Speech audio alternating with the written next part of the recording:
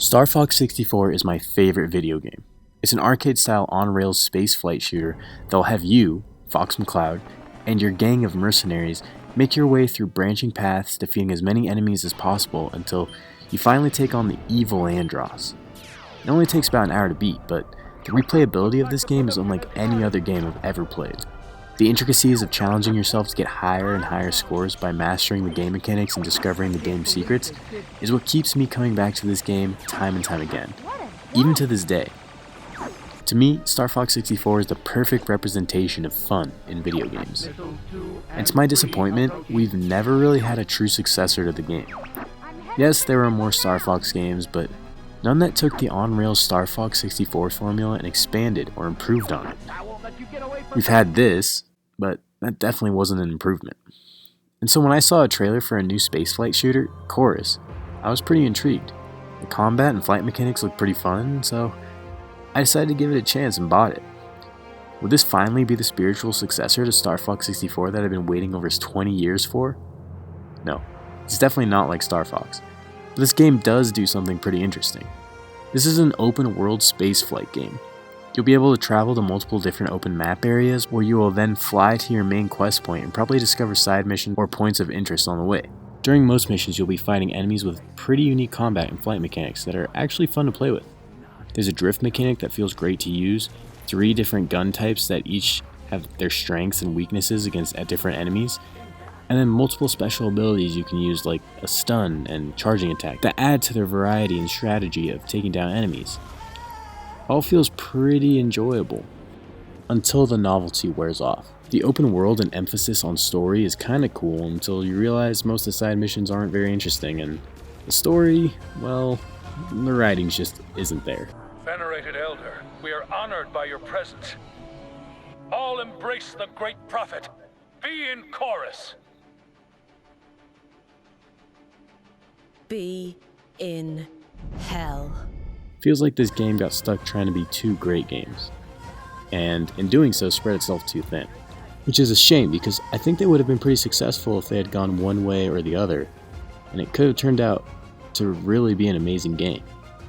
What I wish they would have done, personally, is go more towards the more linear design levels of Star Fox 64. I think the mechanics they have in this game for combat and flying are really fun, but they just aren't used to their full potential. Because they decided to go open world with this game, most of the time you will fly to an objective, enemies will spawn, and you'll end up fighting them in just empty space. It would be like if every level of Star Fox was the more open all-range mode levels. Some of the most fun times I had with this game were the few instances that were more scripted, like this. Notice how similar this looks to Star Fox. If they had taken the flight mechanics and combat mechanics from this game and used them in a game more like Star Fox 64, with more linear levels that could be more tightly designed to take advantage of the new mechanics and more unique boss fights, and not slowing you down with traversing and open world and slowing you down with a mediocre story, it could have really turned out to be something special. A game that finally would have earned the title as a spiritual sequel to Star Fox 64. Or they could have gone the other way with this, focusing more on the storytelling and world building. While I understand they're not a huge studio or anything and had to deal with budget constraints, I could have seen this game turning into something like Mass Effect 1. Much like Chorus, Mass Effect 1 didn't have that special of side missions or special combat, but the world of Mass Effect was so intriguing and the characters were so interesting that you as a player wanted to do these missions so you could find out more about the characters, the Reapers, etc. The characters in Chorus are pretty much just voices that are either good guys or bad guys. In Mass Effect, you had the Reapers, a looming and mysterious threat that you wanted to know more about. In Chorus, you have a cult that's bad because their leader is a bad guy. Definitely not as interesting. In Mass Effect, you have conflict with your companions that lead to interesting story beats and you having to make an impactful choice. In Chorus, all of a sudden in one mission your ship gets mad at you and wants to be in control, and then 5 seconds later forgives you and trusts you again because, I'm not really sure why. It was pretty dumb. So yeah, pretty much every aspect of the storytelling and world building was done much better in Mass Effect. But I do think that this idea of an epic open world sci-fi adventure that you explore space in your ship could work. Chorus was an interesting experiment. that unfortunately didn't work out perfectly.